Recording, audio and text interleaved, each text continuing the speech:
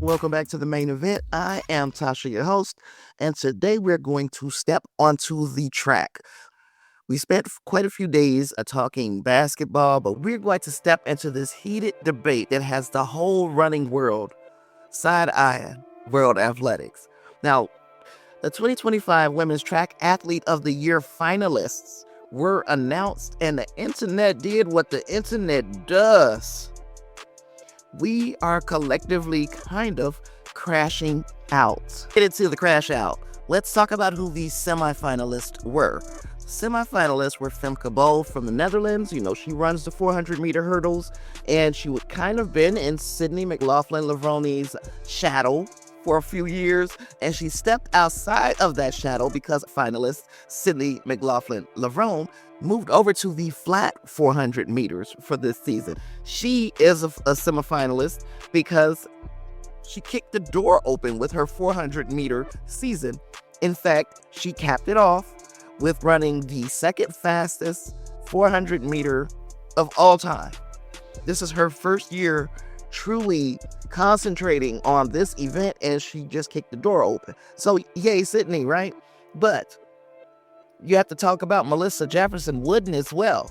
Of course, she is known for the short sprints, and she short sprinted this year, y'all. Nobody could catch her. As a matter of fact, she put together a season where she only lost one race.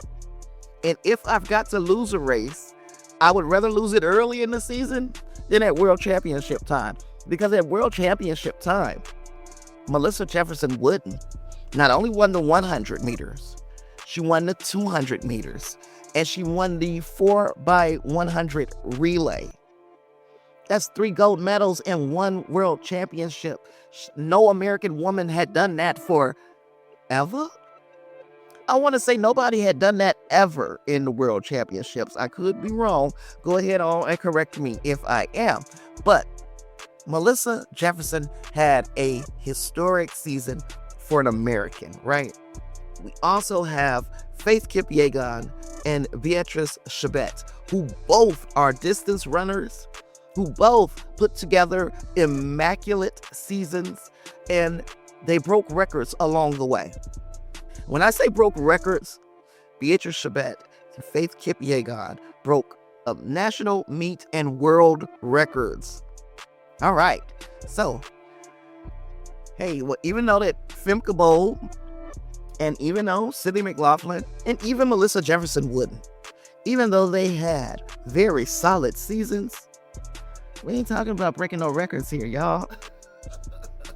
So, somehow, after a season that felt like a highlight reel built on top of another highlight reel, Faith Kipyegon, Beatrice Chebet, did not make the final shortlist. Let me say that again. You have 2 athletes who shattered records, and neither of them made the final shortlist. So people ain't just confused. We're furious, but let's get into it.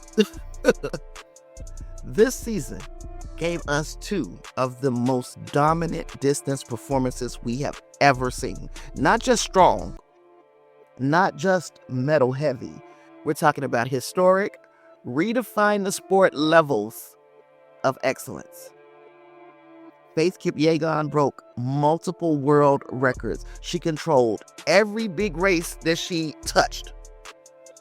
And then she went to Tokyo for Worlds and walked away with double gold in the 5,000 and the 10,000. That alone is a career season.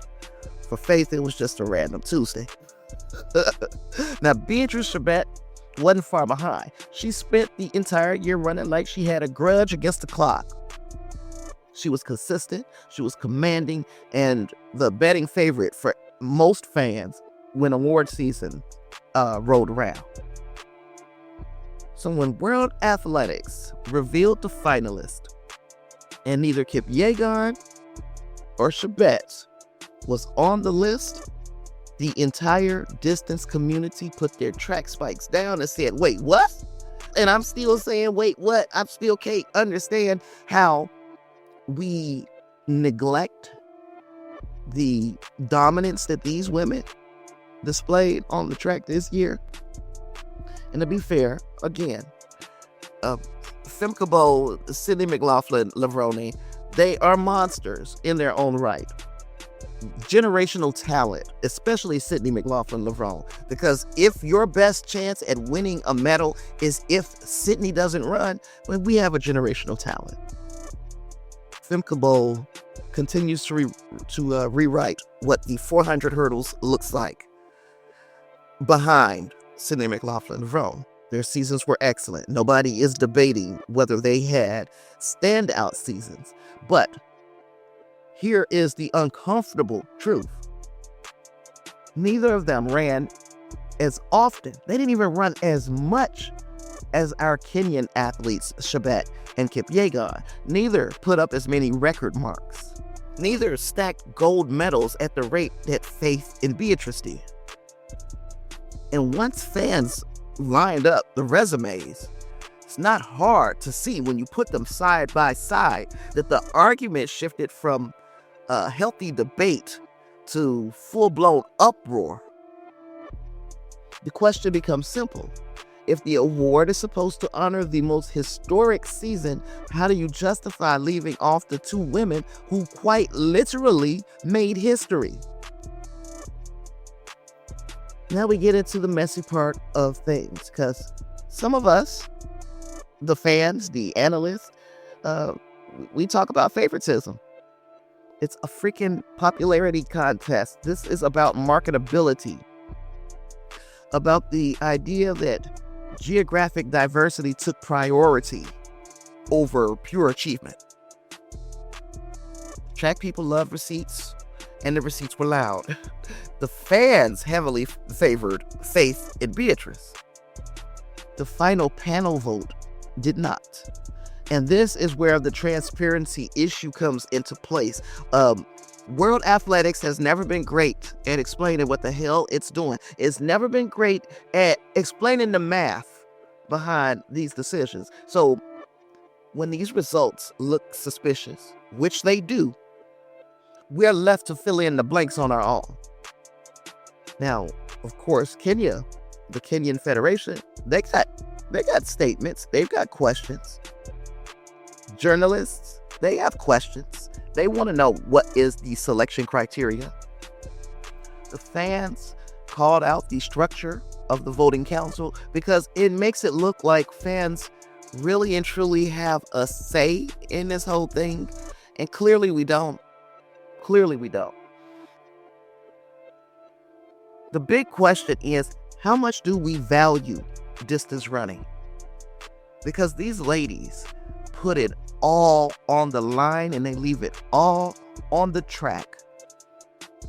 Are we not valuing the effort that it takes to lay it all out on the track? I don't get it. Track, of course, because everything is about the clock. Track loves to market speed. It loves a clean, quick narrative. One race, one moment, one viral clip. The distance races don't get that same spotlight.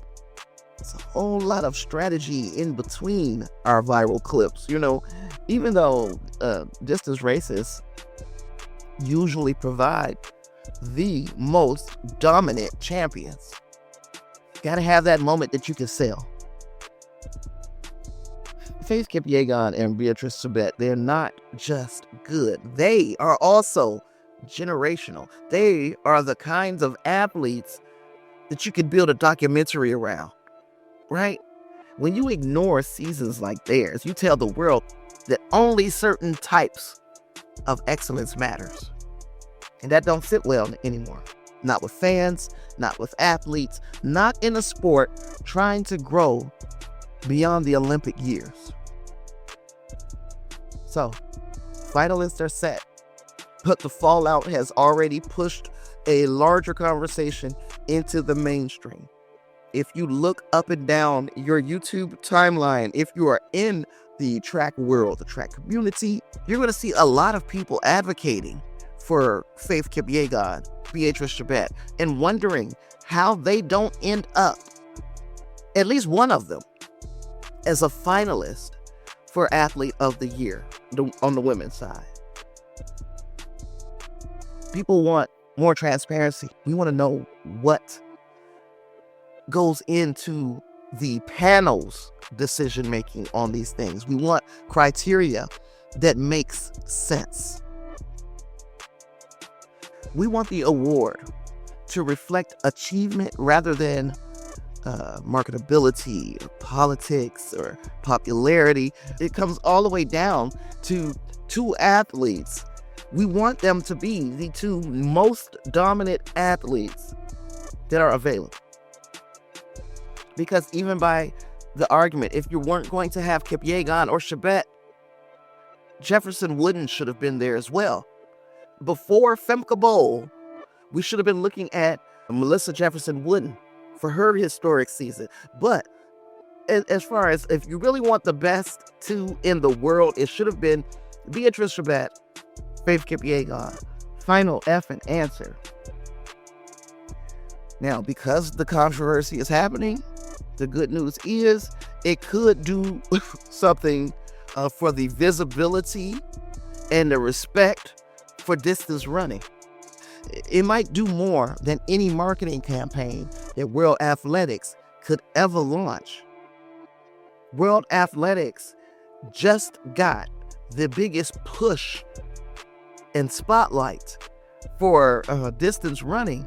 Sometimes the storm is the spotlight. We will talk again about track, and I can try to continue to unpack how it can grow if it stops tripping over its own damn feet. So that's what I've got for you today. I hope you enjoyed this episode. Hey, keep your eyes on this space for more pro women's sports news, and I'll see you in the next one. Peace.